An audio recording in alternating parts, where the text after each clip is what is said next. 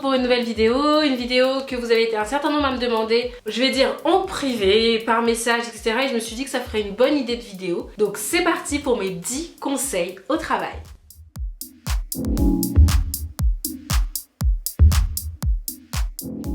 Comme vous savez, ma profession n'est tout simplement pas youtubeuse, mais je suis chef de projet web, donc chef de projet digital. Et aujourd'hui, j'ai une nouvelle casquette dans le cadre de mon boulot. Je suis donc chef de projet digital et PR, c'est-à-dire que je gère également la presse et les rapports avec les magazines. J'ai presque 7 ans, si on compte pas mon congé mat, 8 ans d'expérience professionnelle. Donc je pense pouvoir vous donner les petits conseils, des conseils assez basiques en somme, qui m'ont aidé tout au long de mon parcours, qui n'est pas terminé.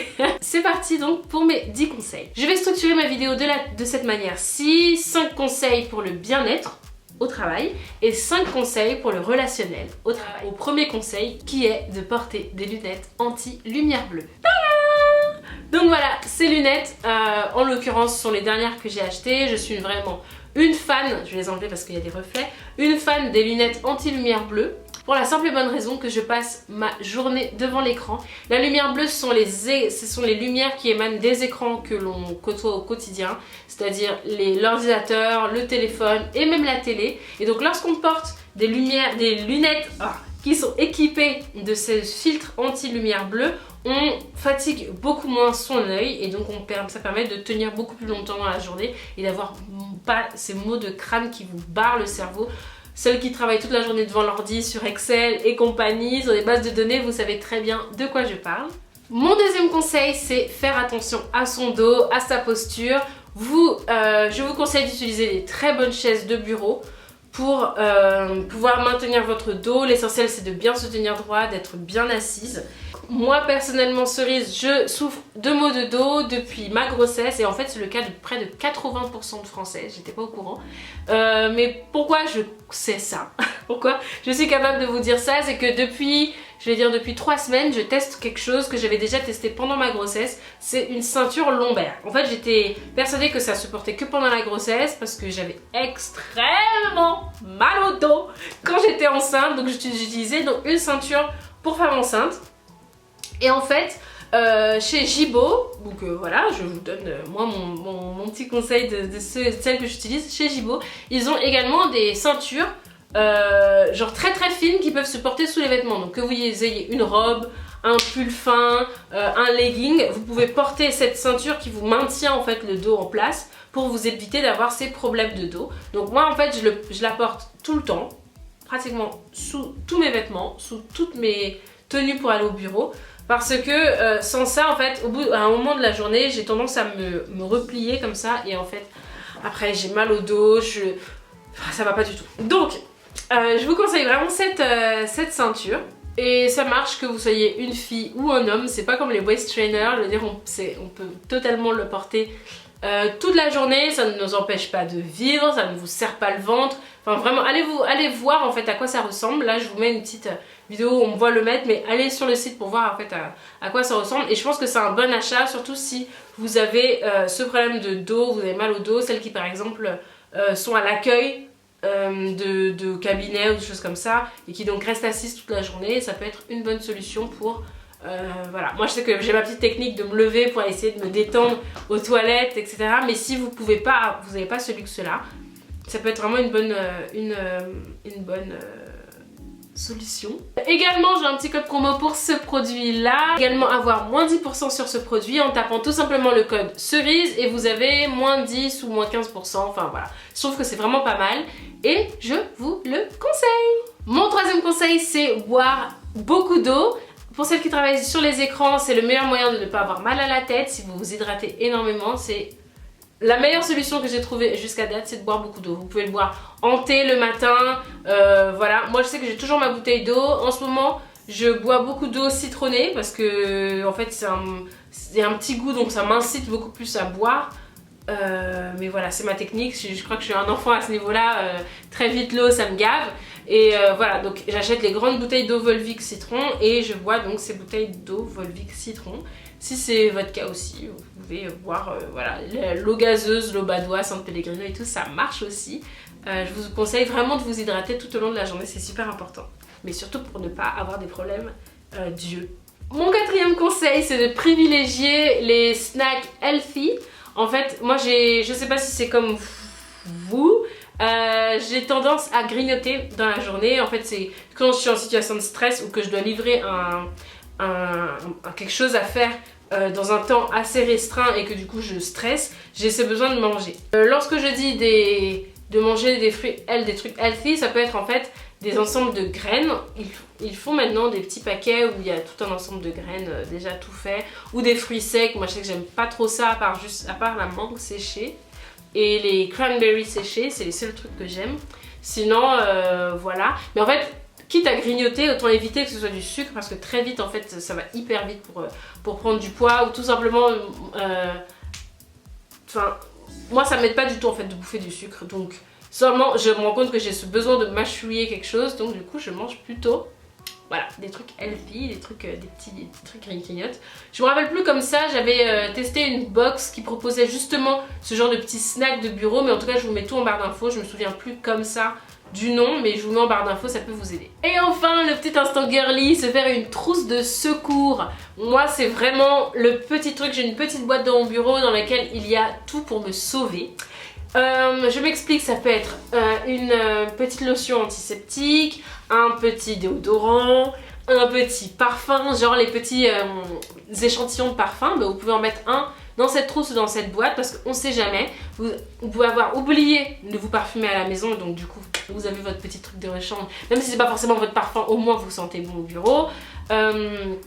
J'ai aussi une crème pour les mains parce que quand je sors des toilettes, j'aime bien tout de suite me réhydrater les mains. Ça peut être également un labello, ou un stick hydratant pour les lèvres. Voilà, tous ces petits trucs qui peuvent vous servir. Moi je sais que j'y rajoute en général des lingettes démaquillantes parce que il y a des fois j'ai choisi un rouge à lèvres à la maison et en fait il me plaît plus du tout au bureau, donc du coup je l'enlève et je mets rien par exemple, ça m'arrive. Donc du coup j'aime bien avoir mes petites lingettes démaquillantes. Pour celles qui portent les ongles longs comme moi, une lime, ça sauve la vie d'avoir une lime dans sa trousse de secours. Parce que si vous vous cassez un ongle, bah, du coup vous pouvez limer pour que ce soit quand même joli à voir, même si votre ongle est beaucoup plus court. Les autres choses qui m'ont sauvé la vie également, une petite bobine de fil avec une aiguille à l'intérieur. Moi je sais que des fois je me suis déjà rendu compte que par exemple ma fermeture a sauté ou un bouton a sauté et je n'avais rien pour raccommoder ça. Depuis j'ai cette petite bobine et cette aiguille dans ma petite trousse de secours et voilà. Et donc c'est parti pour mes 5 conseils relationnels. Le premier conseil, c'est assez basique, mais en fait ça apporte énormément de choses, c'est dire bonjour à tous vos collègues quand vous arrivez au bureau. Des fois on n'a pas le moral, on n'a pas envie, mais en fait le boulot c'est pas la vraie vie. Enfin voilà, c'est aussi un théâtre dans lequel on n'est pas forcément la personne qu'on est au quotidien, sinon il y a des fois on enverrait chier tout le monde. Sauf que ça peut pas être le cas, et en fait de dire bonjour à tout le monde, déjà ça permet une meilleure relation dans le cadre du bureau, mais aussi ça vous aide vous à vous rendre compte que ça y est, j'arrive au boulot, il y a un certain côté de ma personne que je laisse à l'extérieur et voilà, je deviens la cerise du bureau, je deviens cette personne qui va aider au bien fonctionnement de l'entreprise ou du cabinet dans lequel je travaille. 2, et ça je crois que c'est le plus important, ne pas participer au ragot et aux rumeurs et au pia et à la critique. C'est hyper facile de rentrer dedans et il ne faut surtout pas le faire parce que c'est le meilleur moyen pour qu'un jour ça vous retombe sur la tête. Il y a une expression qui dit à force de cracher en l'air ça vous retombe sur la tête. C'est absolument dégueulasse comme expression, mais c'est totalement vrai. Moi je ne suis jamais rentrée dans ce genre de truc tout simplement parce que j'aime pas critiquer les gens, parce que j'en ai souffert étant adolescente et que jamais de ma vie je retomberai là-dedans. Où je participerai à ce genre de truc, voilà, je comprends juste pas que ça puisse avoir lieu, mais je sais qu'il y en a qui adorent faire ça et ne rentrez pas dans ce jeu là, que vous soyez stagiaire ou déjà en poste, ne rentrez tout simplement pas là-dedans parce que c'est ce qui emmène la mauvaise ambiance au boulot. Et si vous le faites, vous en serez aussi un jour victime, je vous le souhaite pas, mais vraiment ne le faites pas. Mon troisième conseil est un peu plus pour l'empowerment. N'ayez pas peur de prendre la parole en réunion. Moi je sais que c'est ce sur quoi j'ai le plus travaillé dans ma vie professionnelle. J'avais cette tendance à ne pas vouloir participer. Je me disais que tout ce que je dirais en réunion serait forcément débile. Et en fait non, pas du tout. C'est important de participer déjà pour se faire voir, parce qu'en fait si vous ne participez pas, les gens ne peuvent pas savoir qui vous êtes, ne peuvent pas savoir ce que vous avez comme potentiel, ce que vous avez comme intelligence, ce que vous avez comme savoir-faire. Donc si vous avez des idées, parlez, ouvrez la bouche, dites-le en réunion, participez et en fait si c'est idiot et puis tant pis en fait. Mon quatrième conseil, c'est de donner le maximum, c'est-à-dire ne pas rechigner à aller un peu plus loin que ce que vous savez ou vous pouvez faire, mais surtout veillez à ne pas vous faire exploiter. C'est-à-dire que moi je consens à faire des heures sup, ça m'arrive, de toute façon je suis cadre donc il n'y a pas d'heures sup, juste tu travailles tard en fait, mais j'accepte des fois de me dire ok, pour ce projet, si je reste pas à minima jusqu'à 20h, 20h30 au bureau, 21h, je ne pourrai tout simplement pas terminer et le projet en entier dans sa globalité risque d'être mis en péril. Donc j'accepte, et aucun problème de rester plus tard.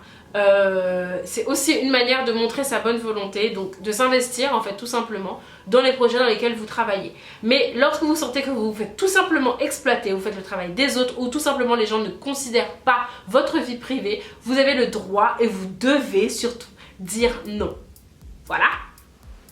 Parler, dire les choses, parler à votre manager ou à votre manager pour lui dire que vous le vivez très mal la situation et que vous avez l'impression que vous donnez beaucoup et que vous recevez pas assez. Voilà, il faut accepter de parler, il faut accepter de dire, donc de tirer la sonnette d'alarme si vous vous faites exploiter, mais surtout ne pas hésiter à donner de votre personne parce que c'est effectivement comme ça qu'on progresse et qu'on monte les échelons. Et enfin, c'est un conseil qui mêle deux choses, je vais l'intituler comme ça, ne pas mêler vie privée et vie professionnelle. Donc je sais qu'il y a énormément de personnes qui ont cette tendance à se confier sur leur lieu de travail, raconter leur vie privée, raconter ses problèmes de couple à ses collègues, raconter ses problèmes relationnels avec ses enfants à ses collègues. Et en fait, de mon point de vue, je ne pense pas que ce soit une bonne chose parce que vos collègues ne sont pas vos amis. Bon, ça peut le devenir, mais vous êtes là dans le cadre du travail. Lorsque vous donnez trop de votre vie privée, les gens ont cette tendance à parler en fait sur votre vie privée, à émettre un avis alors qu'ils ne vous connaissent pas forcément. La personne que vous êtes au travail n'est pas forcément la personne dans sa globalité que vous êtes. Et parler trop de sa vie privée au travail, je ne pense pas que ce soit bénéfique. Vous pouvez peut-être passer à côté de certaines opportunités, par exemple, où vous êtes énormément plein, par exemple, de votre relationnel avec vos enfants. Et en fait, lorsqu'on va penser à quelqu'un pour reprendre un poste supérieur, on va se dire ah non mais elle gère tellement de problèmes dans le privé qu'on va pas lui donner ça, alors que ça se trouve vous attendiez que ça, cette promotion. Donc je pense vraiment que ce n'est pas une bonne chose de trop se confier au niveau de sa vie privée, ne pas rester totalement secret, ça va, vous n'êtes pas non plus le KGB, mais lorsque vous avez des problèmes dans votre couple, ne pas l'étaler en place publique, ne pas le dire à tout le monde. Voilà, sincèrement je ne pense pas que ce soit une bonne chose. Et lorsque je dis aussi de ne pas mêler sa vie privée et sa vie professionnelle, c'est faire en sorte que les choses soient bien séparées. Moi par exemple, c'est très rare que je ramène du travail le soir, je préfère tout terminer au bureau et partir et ensuite gérer les trucs à la maison. Là dans ma nouvelle vie de maman, j'ai carrément mis des digues, c'est-à-dire que oui, je n'ai pas pu terminer, mais je peux le terminer demain en fait, et ça va pas mettre tout en bordel. Parce que j'ai une vie privée et j'ai besoin aussi d'agrémenter cette vie privée. Donc voilà, ne pas mélanger ces deux choses-là, je pense que c'est le meilleur moyen de pouvoir être le plus heureuse professionnellement. Voilà les filles, j'espère que cette vidéo vous a plu, que ça vous vous donner quelques conseils. N'hésitez pas à me dire en barre d'infos, en commentaire plutôt, si cette vidéo vous a plu, si ça vous a aider d'une quelconque manière, et surtout si vous avez d'autres conseils, n'hésitez pas à le laisser pour que vous puissiez vous entraider entre vous. Je trouve que c'est vraiment bien que soit ça aussi la communauté des cerisettes. Voilà, j'espère que vous allez bien, que le boulot ça se passe bien, que votre vie pro et perso se passe très bien, et on se retrouve très vite pour une nouvelle vidéo. Mouah